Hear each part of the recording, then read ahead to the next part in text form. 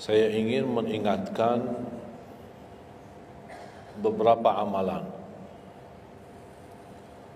Menurut saya amalan ini rata-rata sudah ditahu oleh orang dan hafal, tapi cukup banyak yang melalaikan, tidak menyadari amalan yang sederhana ini dianugerahkan oleh Allah dengan pahala yang amat-amat besar. Yang pertama, bacaan Al-Quran.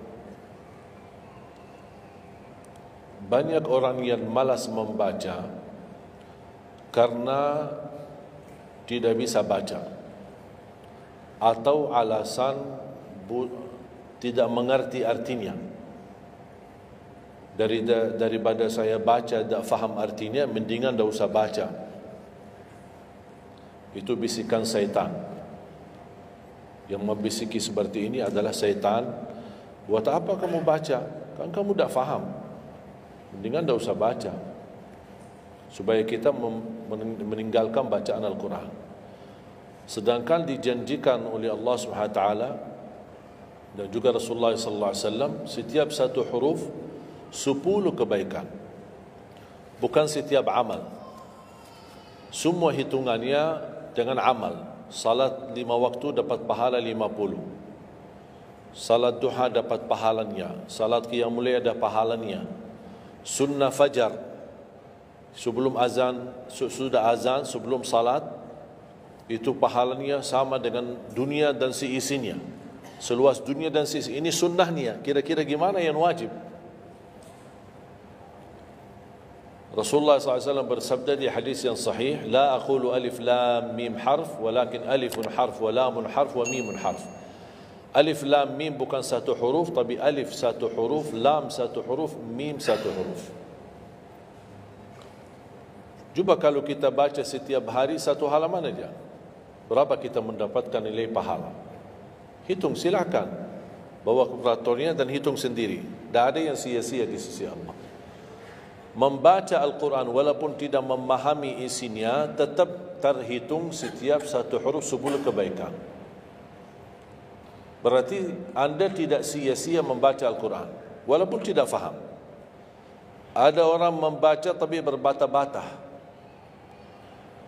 Dia merasa salah bacaannya, keliru.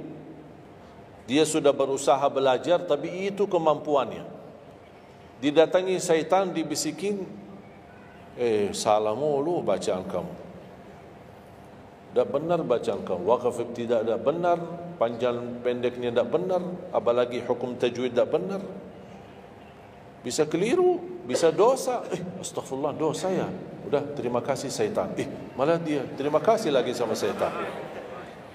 Dibisikin, didengarin, diterima, langsung dia rubah, tidak baca. Alasannya takut dosa.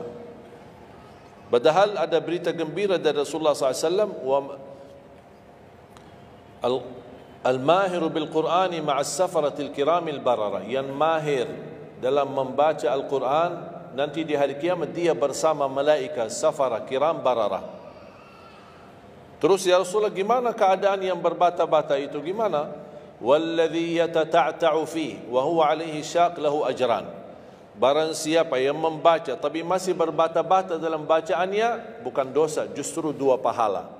1, karena dia mau baca Al-Quran. Kedua, karena ada berbata-bata, kesulitan dalam membaca. Allah menghargai kesulitan, Allah berikan pahala. Berarti tidak ada rugi sama Al-Quran.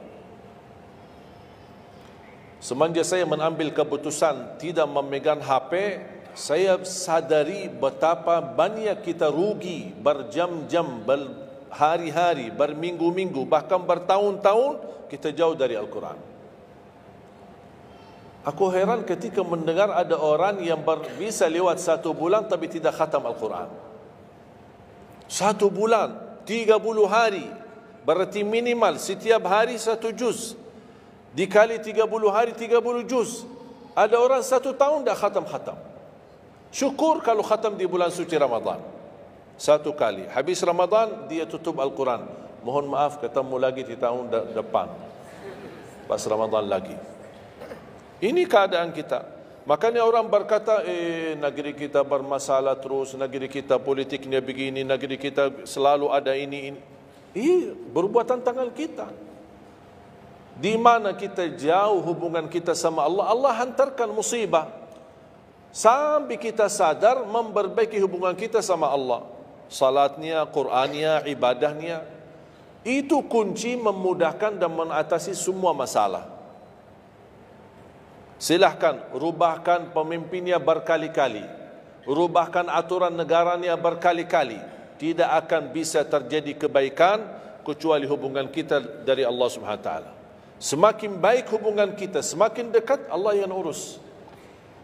Tapi kalau kita mengurus sendiri dan kita jauh dari Allah, ya silahkan. Kata Allah, silahkan. Wakaltuhu ila nafsi. Aku tinggalkan dia untuk dirinya sendiri. Dan siapa kira-kira yang bisa mengurusi dirinya kalau bukan pertolongan Allah SWT?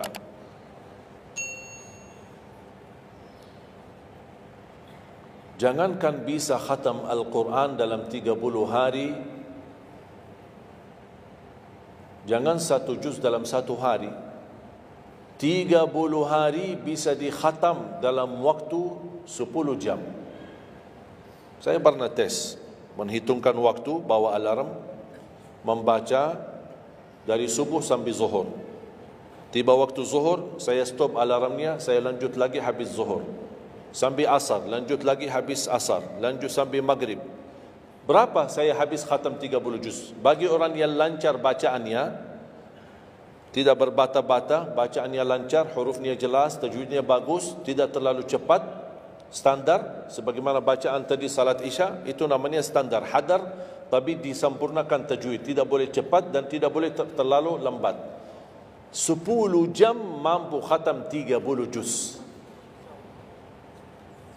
Saya punya teman sekolah di Madinah, dia berhasil khatam 30 juz dalam waktu 7 jam 49 menit. Makanya aku heran kalau ada orang berkata satu bulan, mana bisa ya? Tahu enggak apa yang membuat masalah kita kenapa tidak bisa khatam Al-Quran? Karena suka lihat halaman belakang. Begitu buka baru mulai Al-Baqarah, Alif Lam Mim Dzalikal, buka terus halamannya. Sambil baca kita buka 600 sekian, kapan habisnya? Hudal lil muttaqin, sadaqallahul azim. Sudah langsung sadaqah karena sudah merasa berat. Dia menghitung halaman belakang sedangkan dia baru aja mulai 1 ayat. Dia langsung sadaqallahul azim.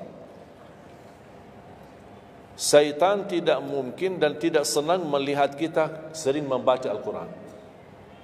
Kalau orang dulu susah baca Al-Quran wajar, karena susah menemukan Quran. Zaman sahabat cari kulit unta untuk tuliskan ayat yang Allah turunkan.